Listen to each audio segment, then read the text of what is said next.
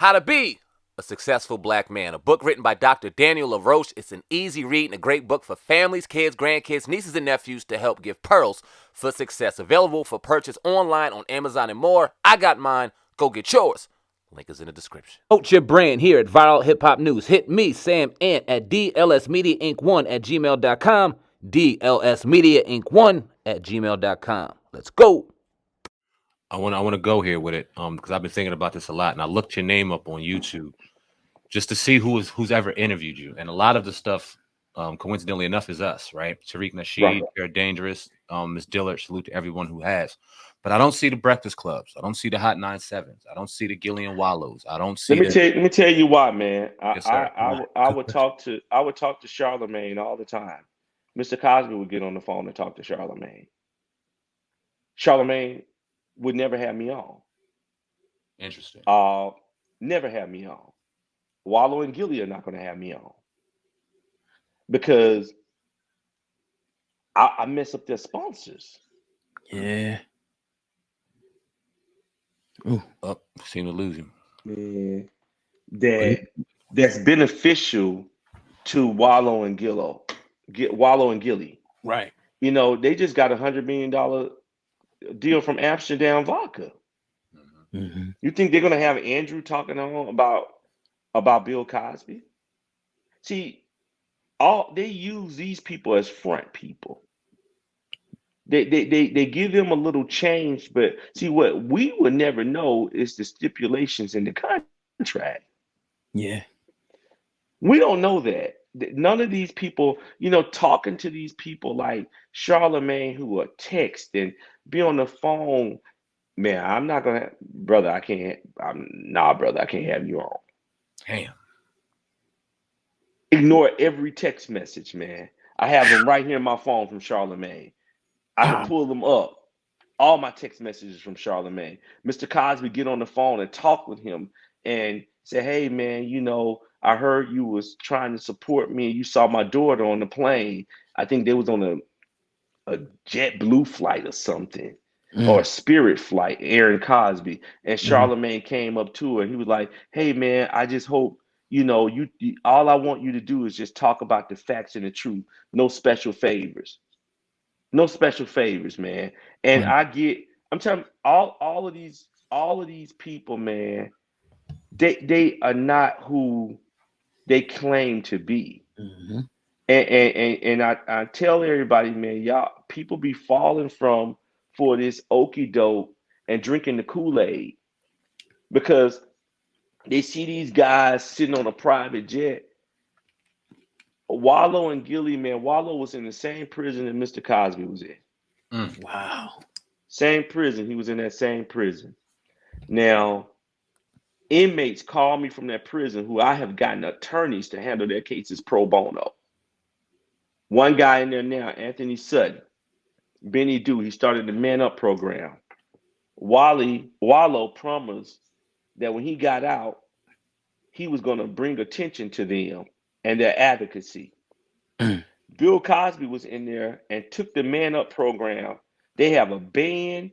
He redirected their music, structured their music, and scripted a show. So when political figures came in, they would be not just entertained, but educated. And Mr. Cosby was the last act to come up and talk about men being men and going back into the community. Benny called me, Anthony Sutton. When Mr. Cosby got out, he said, "Man, Anthony says he's innocent. He didn't murder the guy. He was part of Junior Black Mafia." And he said, "Andrew, look into it." I looked into it.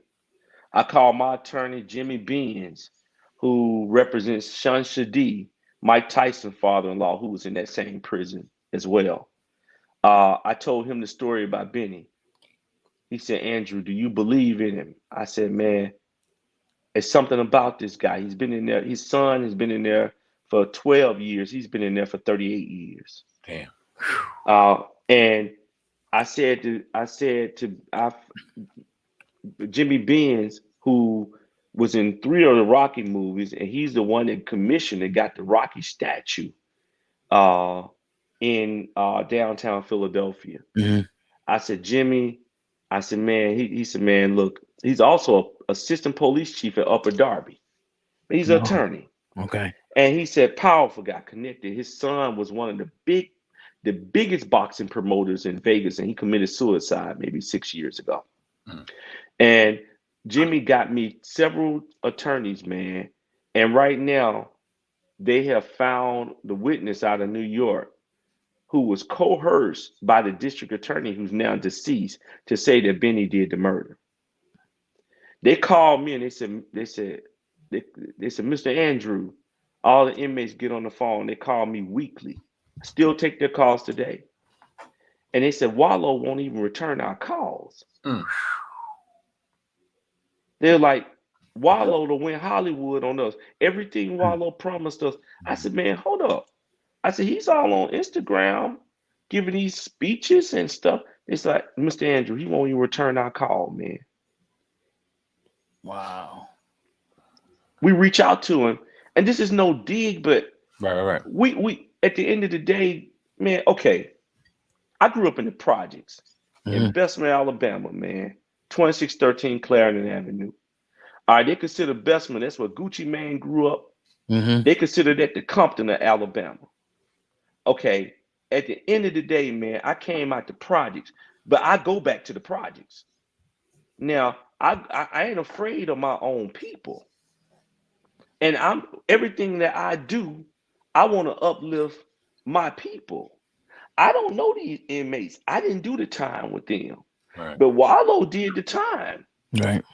Okay, where are you now telling Bill Cosby stories? But you can't. You know why you can't? Because, see, you're getting booked on events by Live Nation, AEG Live now. If you know you're hosting stuff now, you became Hollywood. But they're never gonna have me on, man, because it's, you said, well, $1 million worth of game. Well, $1 million worth of game, you wouldn't have it if it wasn't for Bill Cosby. Yeah.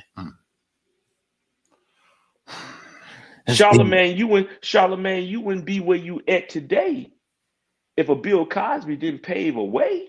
Right. It's the same way Dr. J and all those guys from back in the day paved the way for LeBron them to be playing ball and Michael Jordan. You can't forget about the history, man. That's a fact.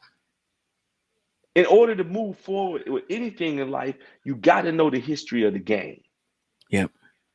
And so if I'm Wallow and Gilly, and if I'm Charlamagne and all these other entities out here, Dr. Umar Johnson, all of y'all cats out here, why aren't y'all bringing me on to talk about these allegations?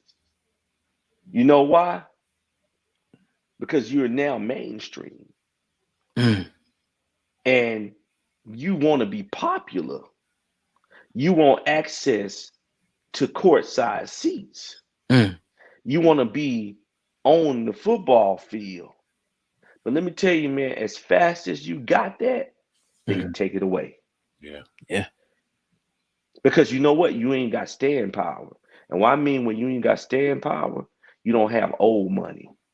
You got new money. And one thing we know about new money, the value of it ain't the same as old money. Yeah. That's a fact. Absolutely. So and that's $1 million worth of game right there. Yes, sir. For sure. So moving forward, I know you guys are going to prepare for this trial. What's next? Well, Discovery, man. Discovery. Right. I talked to Mrs. Cosby today, and I said to Mr. Cosby, because of what 50 said, he came out, if you saw, seen that, and supported. And I said to Mr. Cosby, I said, man, hey, the only way I feel in my mind is going to go away if you fight back. And I said, fighting back, man, I'm asking you. I said, man, I love doing what I do, but the only way I'm going to preserve a legacy for my grandsons is I preserve your legacy. Right. And I said, and the only way I'm going to preserve a legacy for every Black young boy and girl in America if I preserve your legacy, because this is way bigger than you. And I want you to come out and start calling in on some of these shows, man. Gradually get out here. Yeah. These guys are not going to put you in jeopardy, and they're not going to put you in a bad situation to bring up anything about the women. We know you can't talk about that right now, but they could talk about history. Yeah. They could have you on and talk about history. So I said, man, I think it's just time. We got all of these promoters wanting you to tour. And he said to me, he said, well, Andrew, here's my concern. He said, man, I'm blind. And if I come out there and somebody starts shooting and they raid the arena to murder me, because you don't know who's going to pay them to assassinate me. He said, I'm not fearful about my talent because I'm funny. He said, I get on the stage, and he said, ain't no comedian out here can be funnier than me. Mm. He said, because I tell real jokes. He Yeah. said, I'm a real comedian. He said, I don't joke with people in the audience and make fun of people in the audience. I sit on that stage and I make people laugh because I'm naturally funny. Mm-hmm. He said, so I'm not afraid of being funny. I fear for my life. He said, I just know they'll let somebody slip a gun inside just to shoot Bill Cosby. Wow. He said, because somebody will be a martyr to go down in history that I took Bill Cosby's life. And I said to him, I said, Mr. Cosby, your last show I did in Cobb Energy Center in Georgia, they had put threats out that they were going to disrupt the show. They were going to do something.